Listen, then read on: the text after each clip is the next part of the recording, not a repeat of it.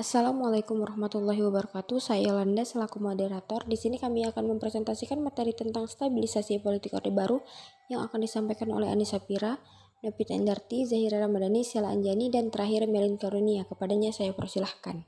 Dalam melaksanakan rehabilitasi dan stabilisasi politik dan keamanan, pemerintah Orde Baru di bawah pimpinan Soeharto menggunakan suatu pendekatan dikenal sebagai pendekatan keamanan atau security approach, termasuk di dalamnya desoekarnoisasi dan depolitisasi kekuatan-kekuatan organisasi sosial politik, yang dikenal sebagai Orsospol.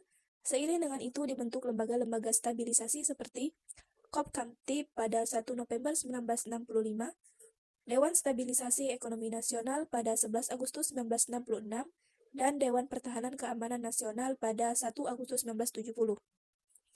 Mengenai kebijakan politik luar negeri yang dipandang menyimpang, pemerintah Orde Baru berupaya mengembalikan Indonesia dari politik Nepos Oldepos dan poros Jakarta, Phnom Penh, Hanoi, Peking, Pyongyang ke politik luar negeri Indonesia yang bebas aktif. Tujuan dari politik luar negeri ini pun diarahkan untuk dapat dilakukannya pembangunan kesejahteraan rakyat. Hal itu tampak dari pernyataan Jenderal Soeharto sebagai pemegang mandat Super Semar tanggal 4 April 1966, yang diwujudkan dengan 1. Memulihkan kembali hubungan baik dengan Malaysia dan Singapura, 2. Kembali aktif di Forum Perserikatan Bangsa-Bangsa pada 28 September 1966, 3. Membentuk Organisasi Kerjasama Regional ASEAN di Bangkok pada 8 Agustus 1967 yang bertujuan untuk meningkatkan kerjasama regional, khususnya di bidang ekonomi dan budaya. Langkah pertama melaksanakan pembangunan nasional adalah dengan membentuk Kabinet Pembangunan yang dikenal dengan Pancakrida Kabinet Pembangunan pada 6 Juni 1968, yang isinya yaitu 1. Menciptakan stabilitas politik dan ekonomi sebagai syarat mutlak berhasilnya pelaksanaan rencana pembangunan 5 tahun atau Repelita dan pemilihan umum. 2. Menyusun merencanakan Repelita. 3. Melaksanakan pemilu selambat-lambatnya Juli 1971. 4. Mengembalikan ketertiban dan keamanan masyarakat dengan mengikis habis sisa-sisa Gerakan 30 September, PKI, dan setiap bentuk rongrongan, penyelewengan, serta pengkhianatan terhadap Pancasila dan Undang-Undang 1945. Dan yang terakhir, melanjutkan penyempurnaan dan pembersihan secara menyeluruh aparatur negara baik di pusat maupun di daerah dari unsur-unsur komunisme. Dalam rangka menciptakan kondisi politik yang stabil dan kondusif bagi terlaksananya amanah rakyat melalui TAP MPRS nomor 9 MPRS tahun 1966, yaitu melaksanakan pemilu pemerintah Orde Baru, melakukan pelemahan atau mengeliminasi kekuatan-kekuatan secara historis. Pemerintah Soeharto juga menciptakan kekuatan politik sipil baru yang dalam pandangannya lebih mudah dikendalikan. Organisasi itu adalah Sekretariat Bersama Golongan Karya atau Sekber Golkar yang kemudian dikenal dengan nama Golkar. Berdasarkan TAP MPRS nomor 9 tahun 1966, pemerintah diharapkan segera melakukan pemilu pada tahun 1968. Namun, karena berbagai pertimbangan politik dan keamanan, pemilu baru dapat dilaksanakan pada tahun 1971. Pemilu pada tahun 1971. Peserta pemilu ditetapkan melalui keputusan Presiden nomor 23 tanggal 23 Mei tahun 1970. Partai yang diizinkan ikut serta yaitu NU, Permusi, PSII, Perti, Partai Kristen Indonesia, Partai Katolik, Murbah, IPKI, dan Golkar. Hasil suara pemilu tahun 1971. Golkar memperoleh 236 kursi atau 62,82%. NU 58 kursi atau 18,68%. Permusi 24 kursi atau 5,56%. PNI 20 kursi atau 6,93%. PSII 10 kursi atau 2,39% dan Perkindo 10 kursi atau 2,39%. Pada akhir 1971, pemerintah Orde Baru melemparkan gagasan penyederhanaan partai politik. Tujuannya untuk menciptakan stabilitas politik kehidupan berbangsa dan bernegara. Realisasi penyederhanaan partai dilaksanakan melalui sidang umum MPR tahun 1973. 9 partai berdifusi ke dalam 2 partai baru, yaitu Partai Persatuan Pembangunan dan Partai Demokrasi Indonesia, serta ada kelompok Golkar. Hasil fusi Partai 1973. 1.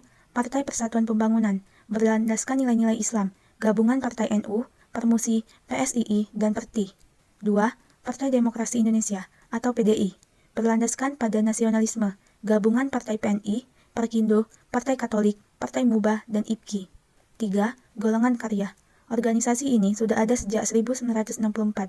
Golongan karya dianggap sebagai wadah orang-orang yang dianggap tidak berpolitik dan lebih mengedepankan karya menghitung latar belakang individu tersebut, mulai dari sastrawan, petani, TNI, dan lain-lain. Di samping melakukan penyederhanaan partai, pemerintah menetapkan pula konsep masa mengembang. Partai-partai dilarang mempunyai cabang atau ranting di tingkat kecamatan sampai pedesaan.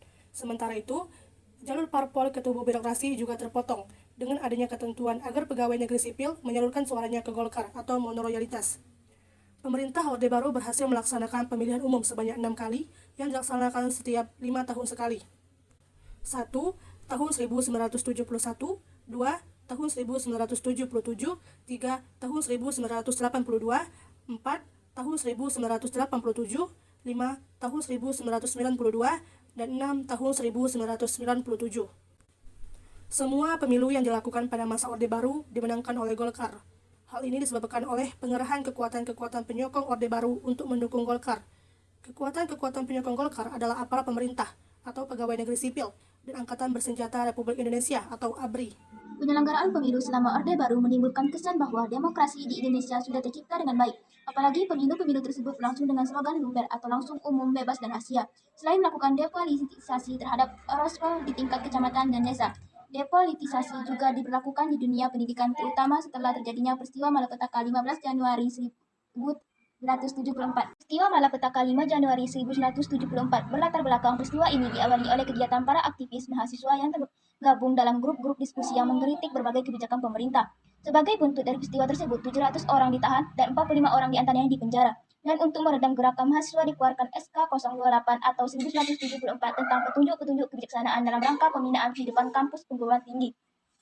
Trilogi pembangunan terdiri atas 3. Yang pertama yaitu stabilitas nasional yang sehat dan dinamis. Yang kedua yaitu pertumbuhan ekonomi yang cukup tinggi. Dan yang terakhir yaitu pemerataan pembangunan dan hasil-hasilnya menuju kepada terciptanya keadilan sosial bagi seluruh rakyat. Semua penghalang pembangunan, termasuk segala hal yang dapat memicu munculnya instabilitas bangsa, harus disingkirkan.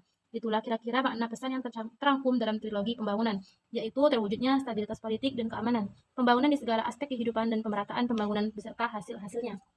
Trilogi pembangunan itu tidak lain merupakan suatu rencana bangsa Indonesia yang digelorakan Presiden Soeharto untuk mewujudkan tujuan negara sebagaimana amanat pembukaan Undang-Undang Dasar 1945. Negara yang ingin diwujudkan adalah sebuah pemerintah yang dapat melindungi segenap bangsa, mampu memajukan kesejahteraan umum, mencerdaskan kehidupan bangsa, dan mampu turut serta melaksanakan ketertiban dunia berdasarkan kemerdekaan, perdamaian abadi, dan keadilan sosial. Demikian presentasi dari kami. Saya ucapkan terima kasih. Wassalamualaikum warahmatullahi wabarakatuh.